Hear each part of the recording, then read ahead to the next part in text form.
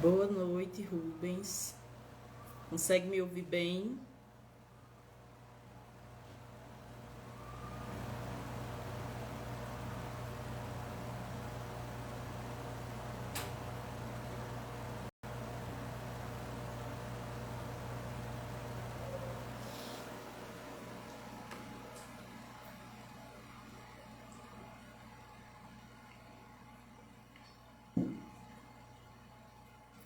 Boa noite, gente. O pessoal que vai entrando aí, boa noite.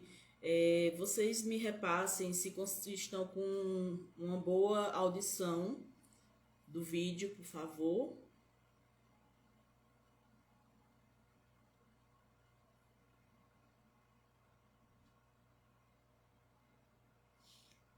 Boa noite.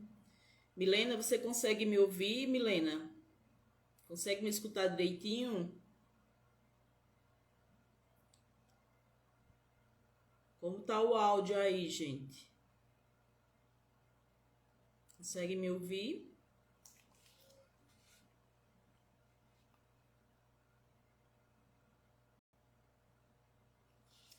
Boa noite a todos que estão chegando. Hoje nós vamos falar do segundo trimestre da gestação, ou seja, entre as 14 e 26 semanas. Nós, profissionais da saúde, contamos por semana, certo? Então, para vocês, mães e pais, o segundo trimestre é entre o quarto e o sexto mês de gestação. Hoje a Ariane não vai poder participar aqui comigo, ela teve alguns contratempos, certo? Mas eu já vou passar algumas orientações nessa sequência de vídeo que a gente vem fazendo. Com esse já é o terceiro, certo? Sobre essa parte de gestação e os cuidados que devem ter. Quando a gente chega no segundo trimestre de gestação, qual é o objetivo? Nesse momento, mais ou menos com 4 meses, às vezes próximo ao quinto, a mulher ela já consegue sentir o seu bebê mexer. Começa com pequenos tremores e depois tem a movimentação fetal. Começa a desenvolver um laço afetivo muito maior com o bebê. Nesse segundo trimestre, o bebê ele vai começar a desenvolver um pouco o seu paladar. Ele começa a ter mais contato com esse líquido amniótico, engolir esse líquido amniótico aí, e também o que vai estar bastante desenvolvido no bebê desse período do segundo trimestre é a parte de audição. Cabe aí a gestante começar tanto de colocar músicas calmas para o seu bebê, como também começar a conversar com seu bebê. A mãe, o pai deve começar a conversar com o feto nesse momento do segundo trimestre, a partir do quarto mês de gestação. Nesse quarto mês de gestação, quando a gestante chega para a nossa consulta de enfermagem, o que é que realizamos com ela? Nós realizamos um teste muito importante, que é mais ou menos a partir da 24ª semana, ainda estamos dentro do segundo trimestre, e a mulher precisa fazer um exame que é chamado de teste oral de tolerância à glicose. Ela toma uma substância, às vezes vem numa garrafinha, às vezes vem numa jarra para ela consumir essa quantidade como se fosse uma água açucarada, e ela primeiro é colhida o exame em jejum, depois ela toma essa água, não pode vomitar, certo? Porque é enjoosa para algumas, e ela vai colher o sangue 1 hora depois e 2 horas depois. Essa curva glicêmica que a gente fala, ela é importantíssima para o diagnóstico da diabetes gestacional. Se a mulher já chegar na primeira linha com 92, ela já é considerada diabética e precisa do acompanhamento com o ginecologista obstetra. Que objetivo? A gente acompanhar as taxas dessa diabetes gestacional até o final da gestação, para que não tenha alterações no bebê e nem risco de vida também para essa gestante. nós conduzimos essa gestante. A enfermagem aqui ela não medica, quem medica é o obstetra, que vai ver a dosagem que está nessa curva. Se a primeira coleta de sangue de 92 ela está diabética, e se daí for aumentando nas outras duas, ela vai estar com mais tendência ou só comprimido oral, que a gente chama de hipoglicemia antioral, ou de estar tomando insulina. As aplicações podem ser rápido, pode ser no pH, pode ser 2 tipos de insulina, depende do grau de açúcar que ela não trabalha no corpo, certo? O que é que a diabetes gestacional pode ocasionar para o bebê? Pode ocasionar o bebê ele ter um ganho de peso, que é chamado, nasce um bebê um pouco maior, que é chamado GIG. Ele pode ter quadros de hipoglicemia, que foi muito falado aqui conosco, eu e a Ariane, na live passada, quinta-feira passada. E essa criança ela pode ficar com sintomas de alterações da glicose por algum período, depende da gravidade e do não tratamento. Qual o alerta maior para a mulher nesse período? A mulher que desenvolveu diabetes gestacional. A diabetes gestacional, ela é uma doença silenciosa, certo? A mulher, a gestante, que está com diabetes gestacional, pode ser que não sinta nada, mas no momento que ela não faz o tratamento correto, existe o risco desse bebê, que nesse segundo trimestre ele vai estar até com meio quilo, mais ou menos, no final do segundo trimestre, certo? Ele pode, de repente, vir a parar seus movimentos dentro da barriga da mãe, por isso que tem um óbito fetal.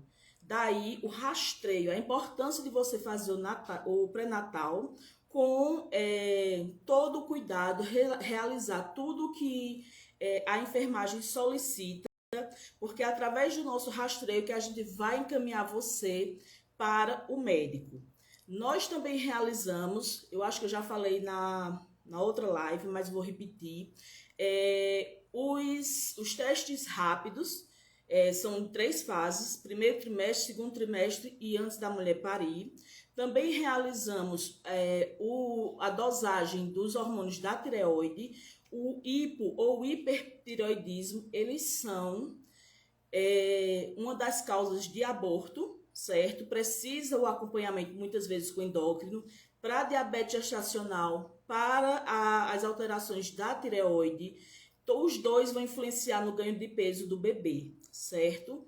Nesse período, é importante a gestante observar o que a enfermeira orientou. Os exercícios físicos precisam continuar, vai fazer caminhada, hidroginástica, pode ir para a academia, fazer bicicleta ergométrica, pode fazer esteira, mas comunica ao seu educador físico como está o andamento da sua gestação, certo? A gente também, nesse segundo trimestre, começa a fazer o Cumbis indireto. O que é isso? É um exame que vai, vamos supor que a gestante ela chega sendo O negativo, qualquer tipo de sangue negativo, e o esposo dela tem qualquer tipo de sangue positivo. Então, aí a gente precisa prevenir a eritroblastose fetal. O que é isso? A mulher, ela começa a produzir, certo?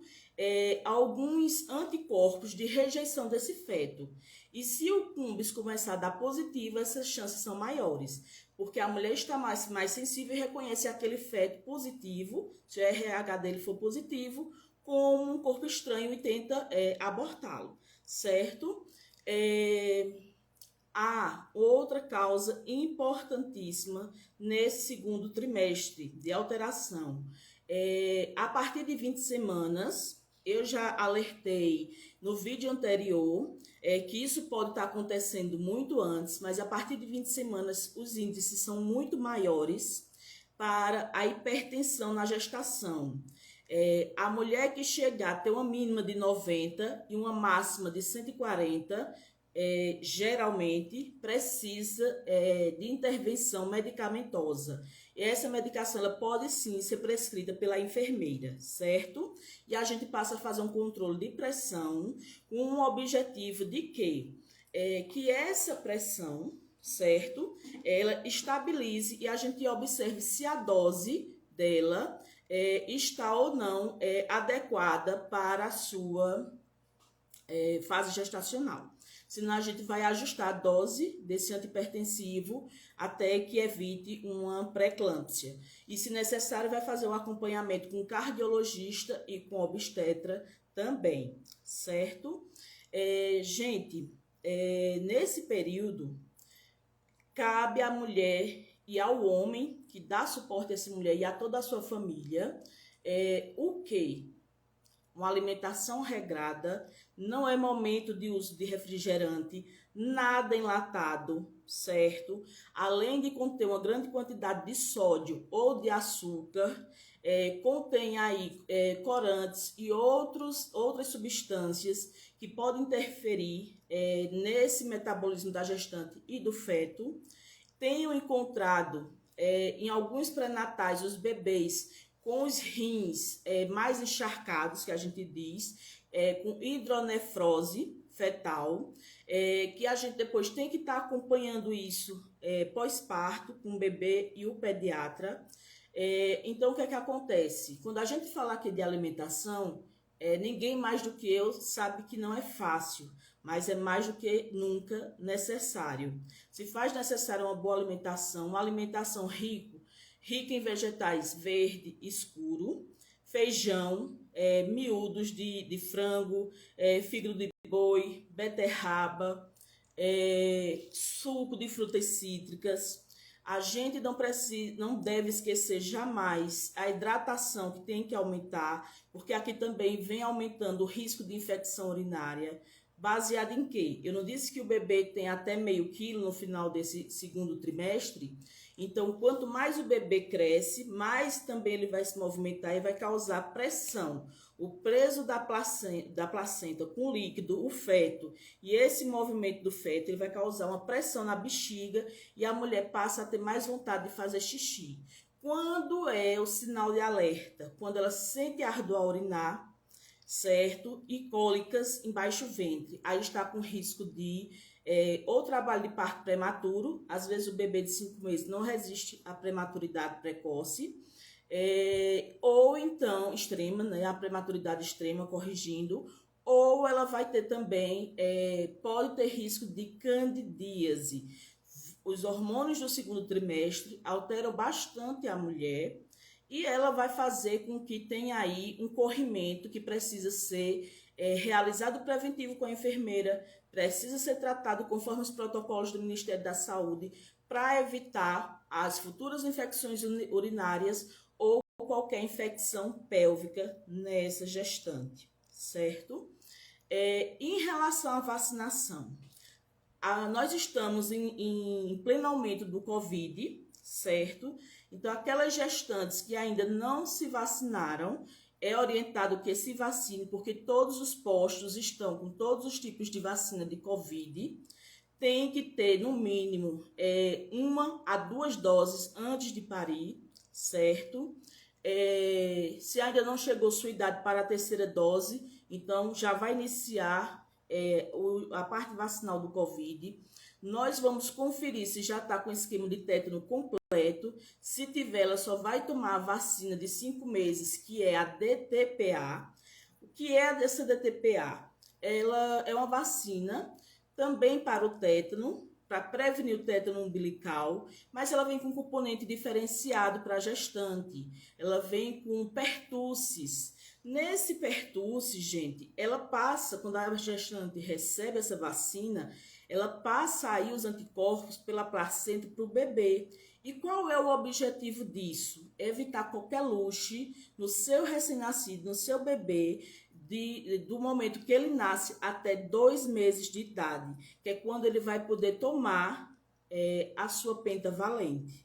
Então, eu já peguei bebê que teve coqueluche, sim, certo? Em mães com mais de 40 anos que não tinha estado vacinal, que é aquelas mães que têm 7, 8, 9 filhos, ainda está depois dos 40 parindo e acha que não deve fazer o acompanhamento do pré-natal. Não é assim que ocorre.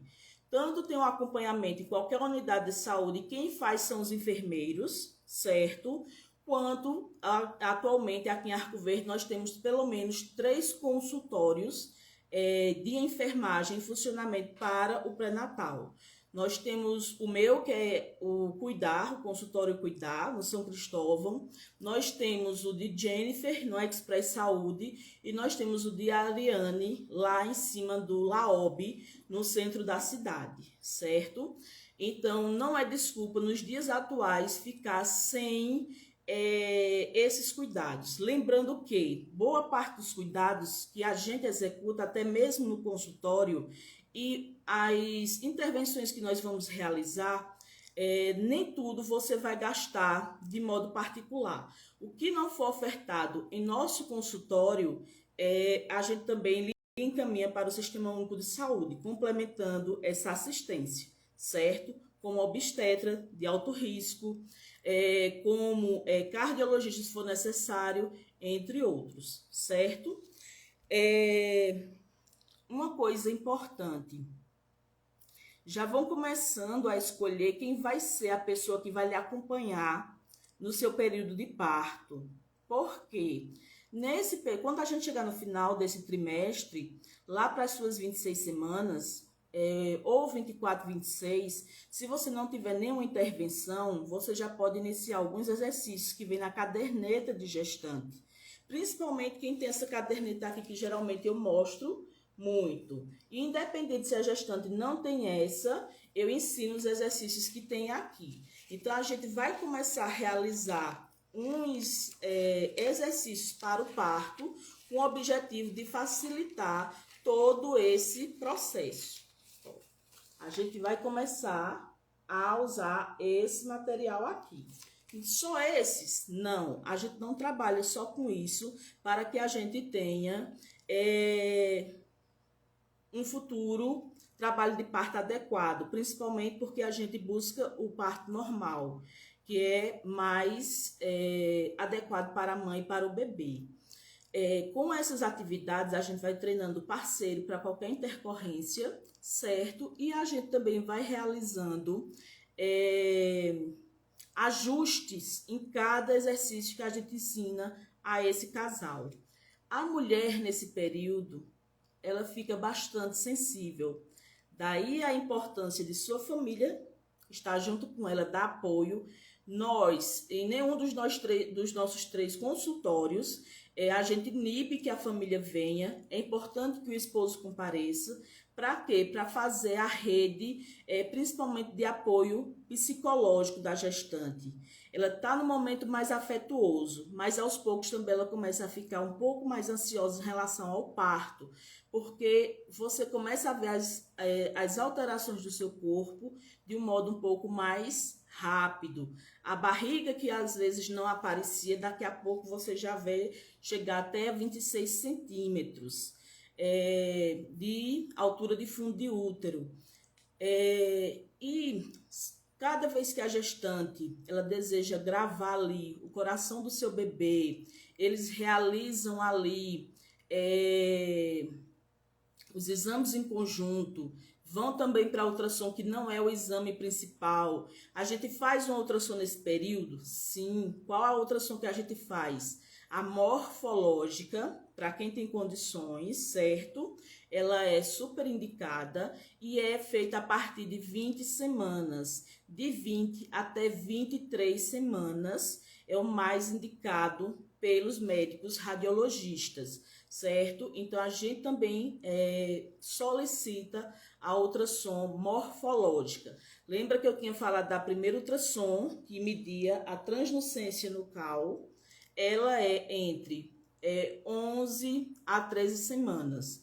Cada literatura diz uma coisa. E essa segunda, ela também ajuda a observar se a criança desenvolveu os dedos direitinho, se o coração não tem malformação, não tem uma batida diferente ou alguma malformação que já indica outras alterações, se os pezinhos estão direitinho, se a boca está formada direito, se a cabeça está crescendo no diâmetro adequado.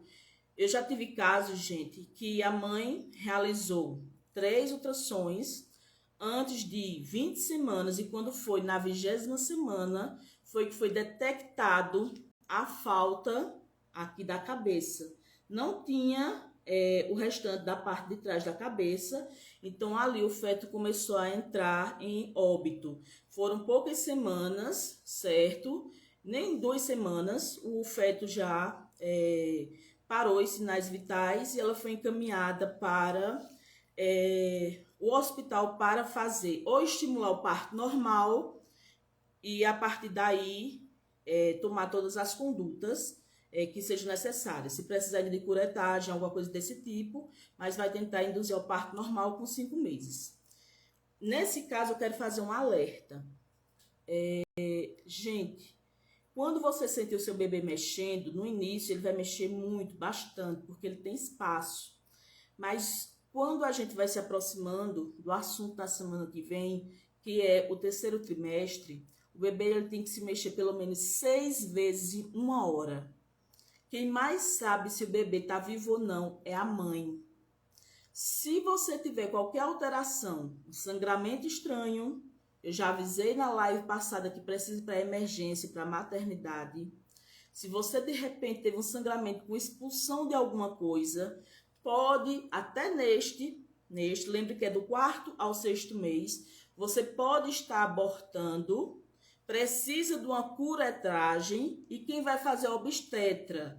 Lá na maternidade geralmente tem ultrassom que faz na hora, verifica se o bebê está vivo ou não e se necessário faz a curetagem. Por que a gente precisa falar disso?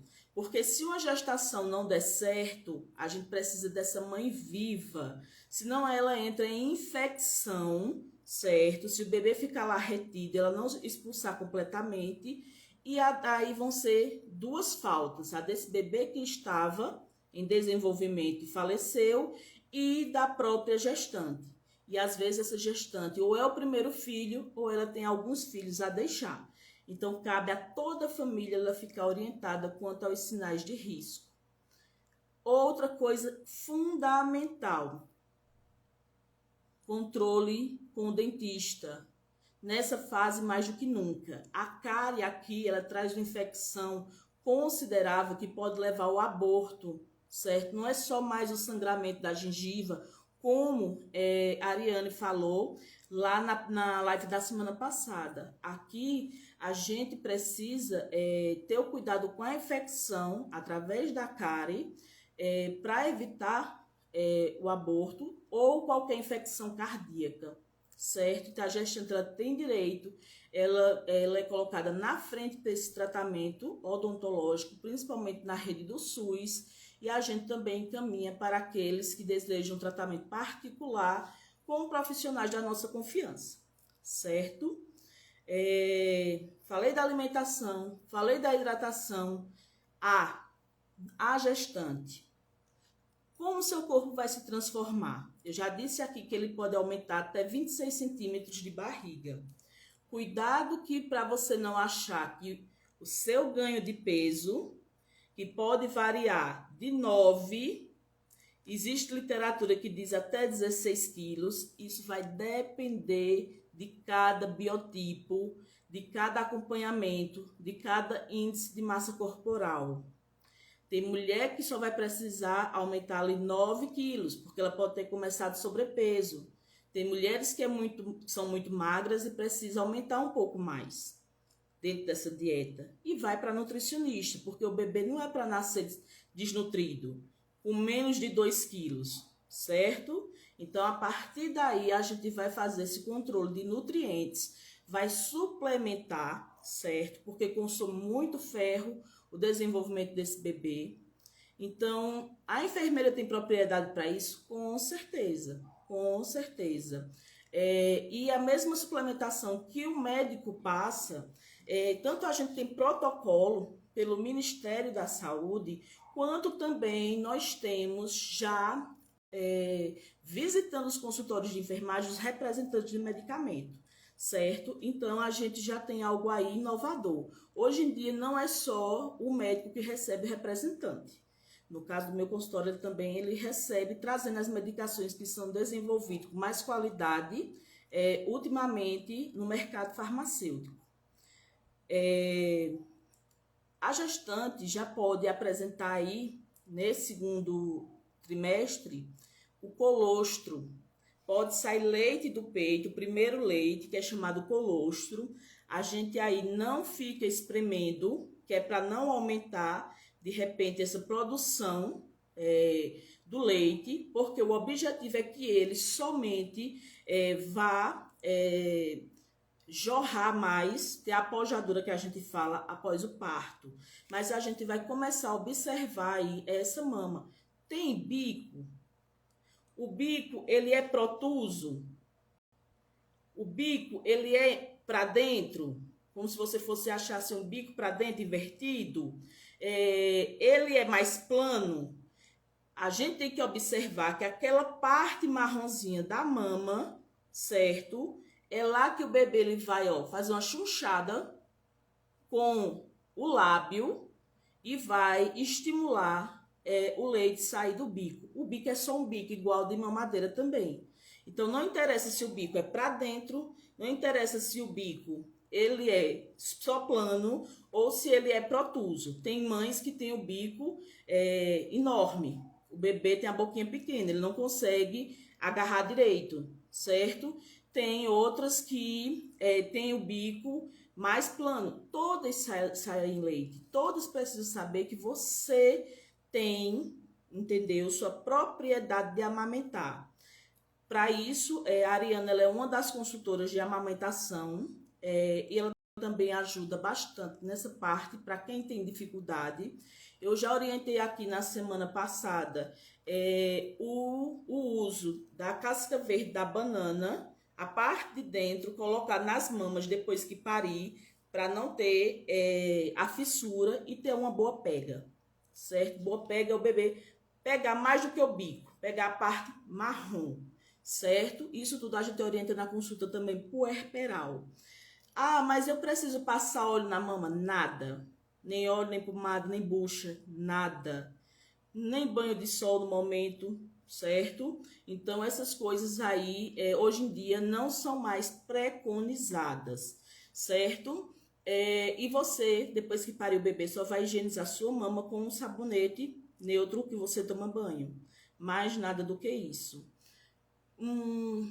O que mais? Sim, eu já tinha falado dessas manchinhas, né? Que na gestante pode ser o cloasma. Nessa fase do segundo trimestre fica bem intenso. Gestante precisa usar um protetor solar, certo? Com um fator maior.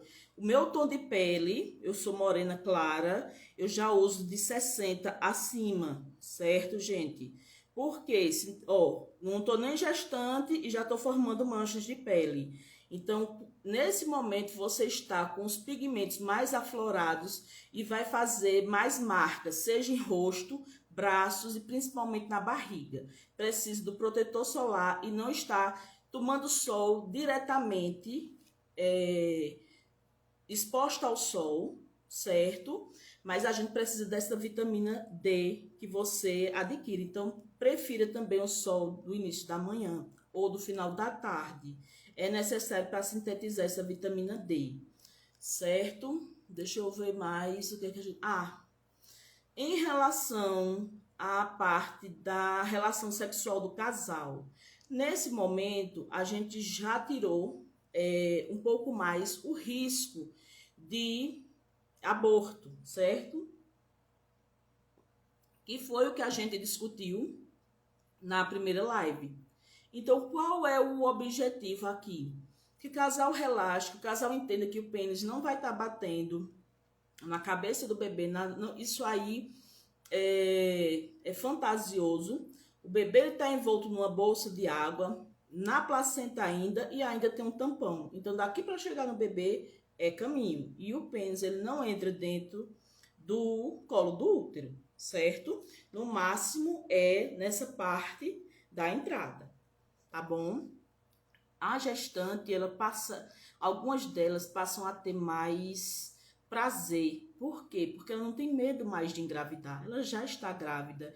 E esses hormônios da gestação, em algumas mulheres, aflora mais a vontade de ter a relação sexual. Então, a gente não contraindica o sexo, e se incomoda alguma posição, só tem que evitar aquela posição e mudar para que vocês sintam mais conforto, certo? Deixa eu ver se eu esqueci de mais alguma coisa. Eu creio que por enquanto não. Vou deixar a live aqui salva. E semana que vem, a Ariane complementa mais alguma coisa e a gente vai começar a iniciar umas orientações para o trabalho de parto, certo? Que será o último trimestre da gestação. Só vai acontecer isso? Não, a gente depois vai tentar trabalhar assuntos mais isolados, certo? Eu convido vocês para a palestra de segunda-feira com Jennifer, porque nesse mês de janeiro a gente ainda fala de hanseníase e vamos ter algumas informações importantes para todos. Na quarta-feira eu estou trazendo uma colega com um trabalho diferenciado, porque em algumas mulheres eu tenho crianças com síndrome de Down, deficiência física, que às vezes só tem a metade do pezinho, entre outros, alterações neurológicas, mentais. Então, toda essa parte do desenvolvimento, a gente vai estar tratando com a neuropsicopedagoga Elizabeth Carvalho na quarta-feira. Então, a gente vem trazendo uma coisa bem legal, vamos dar algumas pinceladas sobre isso e vamos falar um pouquinho da pessoa com deficiência, mas é principalmente na fase de criança, certo? Porque a gente também precisa dar o suporte quando as coisas não saem 100%. Para isso, a gente já está dando orientações aqui, umas pinceladas preventivas. E estamos à disposição nos nossos consultórios, que eu vou deixar aqui o contato de cada enfermeira e cada consultório, para quem desejar entrar em contato com elas aqui na cidade de Arco Verde. Quem tiver alguma dúvida e quiser entrar em contato comigo no direct para discutir, ou até aqui na live salva, pode perguntar à vontade, certo? E se ficou alguma coisa que teve dúvida, não foi esclarecido, não era do jeito que você achava, comenta também, que a gente chega e, se necessário, procura mais algum profissional para estar esclarecendo para vocês. Agradeço a todos pelo tempo que dispuseram a mim. Agradeço a Ariane, mesmo não estando presente, mas se comunicou e avisou antes. Jennifer, que eu vi por aí, e todos os que entraram na live para nos presentear com a sua participação. Obrigada a todos, uma ótima noite, um ótimo descanso e deixem a cuidar de vocês. Até breve, gente.